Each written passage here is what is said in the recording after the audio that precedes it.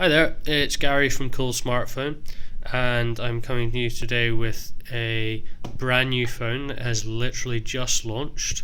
This is the Huawei Ascend P7. Now, I'm not very sure as to whether or not this will be retail packaging. I don't think it is, as it doesn't have any IMEI number on it.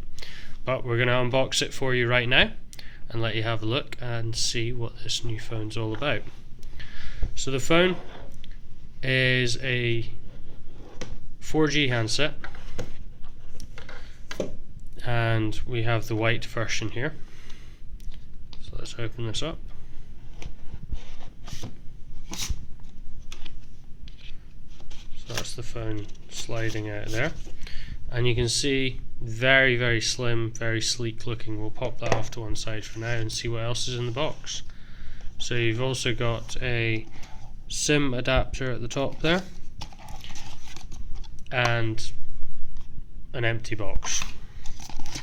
In here you have your headphones, charger and USB cable. Now, because I'm actually filming this on site in Paris on the day of the press launch, the charger is, I believe, a French style charger.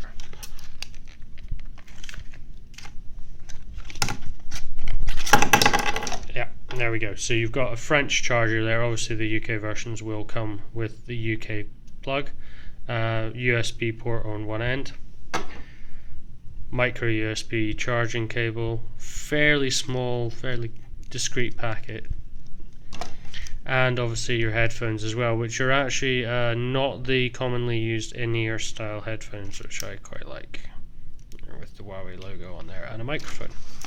But that's all lovely, but what you really want to see is the phone, so we'll get that out for you now.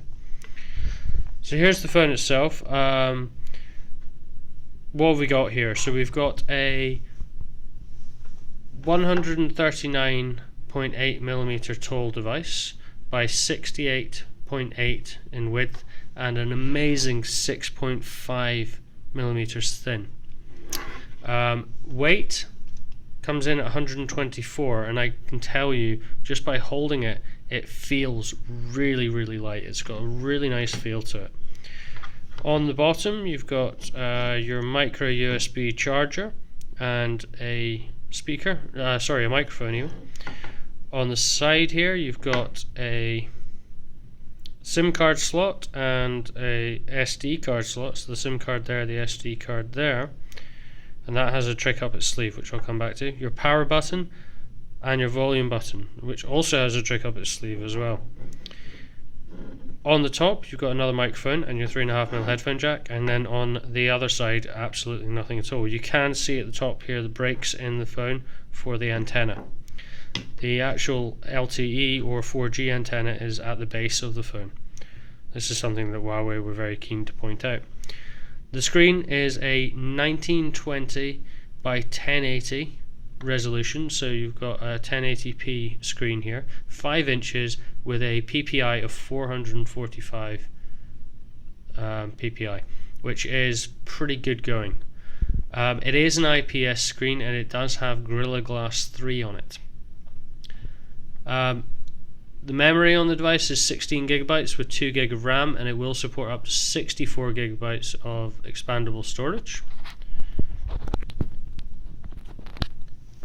And you've also got your front-facing camera up the front here, which is a 8-megapixel front-facing camera. You heard me right, that's 8 megapixels. This also has the ability to do panoramic style selfies, or as Huawei have captioned the term, groofies. You've also got next to that your sensor array and your earpiece. On the rear you do have a 13 megapixel backside illuminated sensor, which has an additional coprocessor to help in low light levels, and you've got your LED flash as well. The phone itself feels great.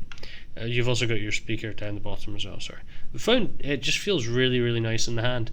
The power button on the side here is kind of Xperia Z2-esque, but it is a lot smaller. So let's power this on.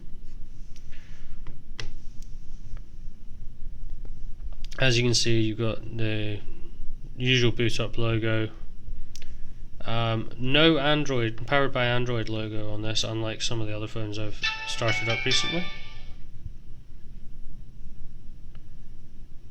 And it just looks so sleek in the white. I really am liking the look of this. Standard sort of Google welcome. Asking me to insert a SIM card, which I'm not going to do at the moment, and get a Wi-Fi network. We'll skip that for now.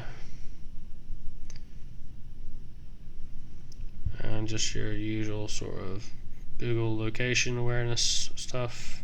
Skip the date and time.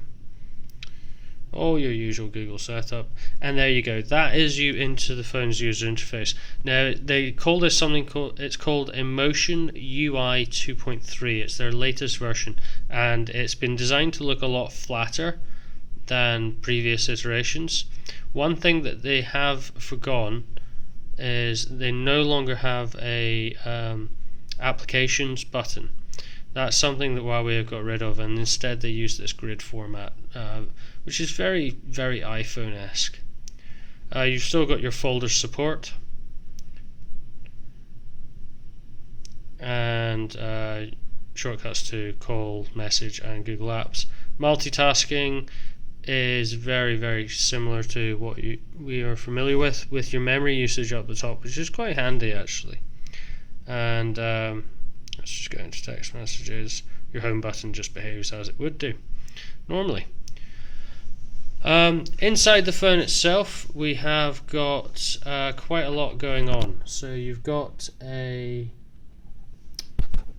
high silicon Kirin 910T quad-core processor running at 1.8 GHz. This is also, as I mentioned, backed up by 2 GB of RAM.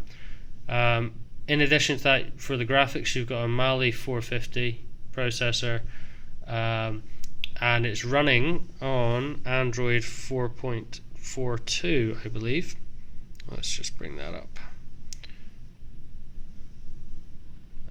Yeah, you can see there Android 4.42, and it does have that Emotion UI on there as well.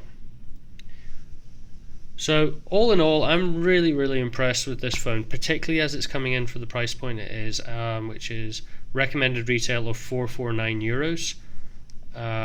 Expect to see it lower, and expect to see it reasonably priced on contracts. I would hazard a guess around about £30 to £35 a month on contract when it comes to the UK, and that date will be June the 7th. So not long until you guys will be able to get hands on with one of these devices. And that's about it. There will be a review and hands-on impressions, first impressions, up on the website in the next couple of days.